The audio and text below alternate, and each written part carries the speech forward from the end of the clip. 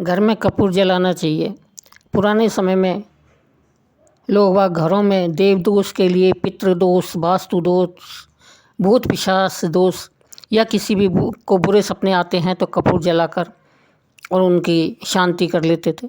पहले मंदिरों में शंख बजाते, घंटा बजाते थे और कपूर जलाते, जिससे वहाँ का वातावरण शुद्ध हो जाता था। पहले इतना इलाज तो था नहीं, तो इसी तरह अपने वातावरण को शुद्ध रखते थे। अब हम आपको बताते हैं कि कपूर का क्या उपयोग है।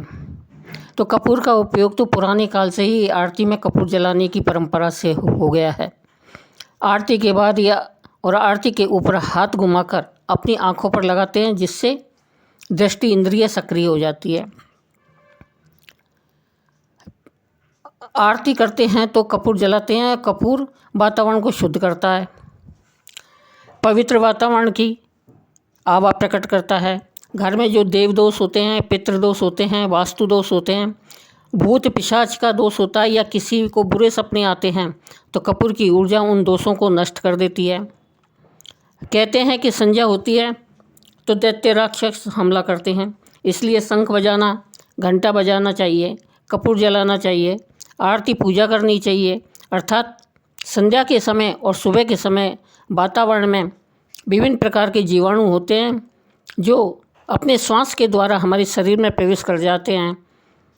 हमारी जीवन रक्षक जीवन कोशिकाओं से लड़ते हैं तो देव असुर संग्राम होता है। देव मानी सात्विक कण और असुर मानी तामसिक कण। कपूर की सुगंधि से हानिकारक जीवाणु और विषाणु रूपी राक्षस भाग जाते हैं। वातावरण में शुद्ध होता है।